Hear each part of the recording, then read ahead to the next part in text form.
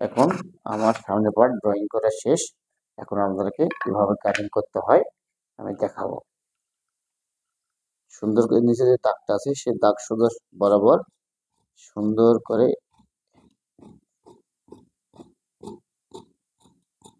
এটা কেটে নিতে হবে চাইনিজটা।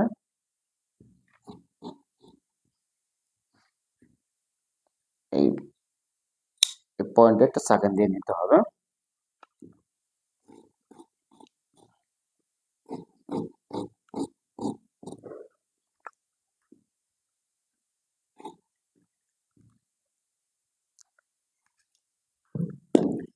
তারপর আপনাদেরকে সহজে একটা জিনিস বোঝায়, সেটা হলো এই যে মার্কাটা এটা সুন্দর করে আপনার এভাবে দাগ দিয়ে নিতে হবে, যাতে আপনার সহজে কাটিং করে নিতে পারেন।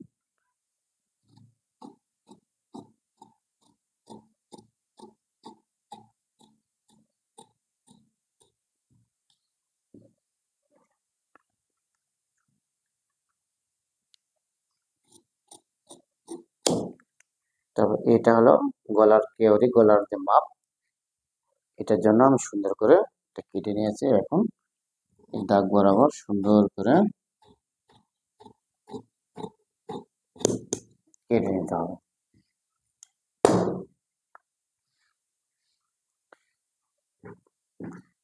সামনের পার্ট কিভাবে কাটিং করতে হয়, শেপগুলো দিতে হয় কিভাবে, আপনার যে আর্মহোলের শেপগুলো দিতে হয়, সাইডের শেপগুলো দিতে হয়, সম্পূর্ণ আপনাদের সাথে আমি শেয়ার করছি এবং সুন্দরভাবে দেখিয়ে দিয়েছি, বুঝিয়ে দিয়েছি। এখন ব্যাক পার্ট কাটিং আপনাদেরকে দেখাবো।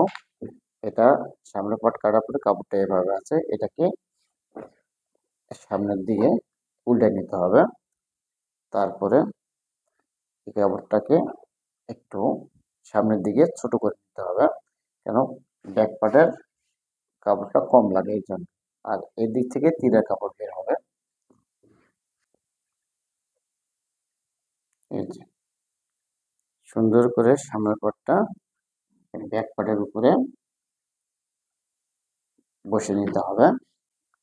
আরেকটা জিনিস আপনাদেরকে আমি বুঝাই, এই যে মার্কিং মার্কা এখান থেকে 1.5 ইঞ্চি,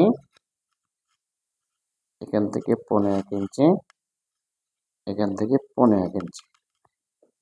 সাধারণত এই দাগটা দেওয়ার উদ্দেশ্য হলো একটা, যে পিছনের যে ব্যাক পার্টটা আছে এই ব্যাক পার্টের যে মিডিলটা আছে এই মিডিল আর এই যে মার্কা এখানে এক সমানভাবে মিলাবো। এটা এভাবে মিলাতে হবে, কারণ এটা হলো বোতাম পট্টি, এটা বোতাম এবং প্লেটের ভিতরে আরেকটা ঢুকে যাবে 1.5 ইঞ্চির মতন, এই কারণে সাধারণত এটা বাড়তি নিয়ে। তারপরে এই দাগ আছে, এই দাগ বরাবর সুন্দর করে একটা দাগ দিয়ে নিতে হবে। এভাবে দাগ দিয়ে নিতে হবে। তারপর এই দাগটা সুন্দর করে টেনে নিতে হবে।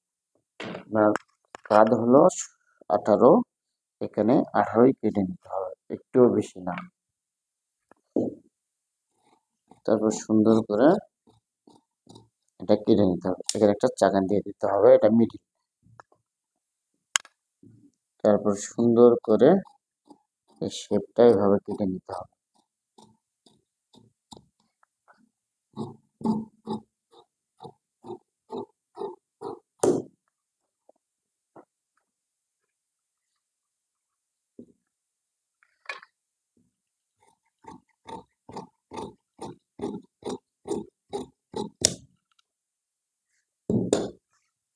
এই যে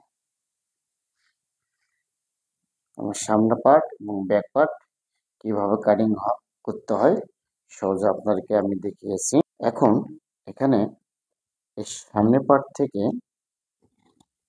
এই শেপটা আর একটু সুন্দর করে দিতে হবে।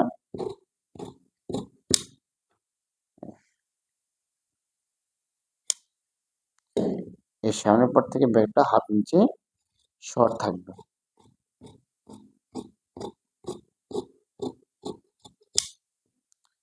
সামনের পার্ট থেকে ব্যাক পার্টটা 1/2 ইঞ্চি শর্ট কাটতে হবে বা শর্ট রাখতে হবে। এই যে এখন আমি আর্মহোল কিভাবে মারতে হয় সোজা আপনাকে দেখাবো। প্রথমে তীরার যে এখানেকার এখানকার যে তীরা আছে তীরার এখানকার মাপটা হবে 3 ইঞ্চি বা 3.5 ইঞ্চি। 3.5 ইঞ্চি এখান থেকে এই যে সেলাই মার্কা বাদ দিয়ে 3.5 ইঞ্চি ধরে এভাবে সুন্দর করে রাউন্ড করে এখানে কত আছে 12.5। এখানে সেলাইয়ের মার্কা বাদ দিতে হবে, কাপড়টা সেলাইয়ের কাপড়টা বাদ দিয়ে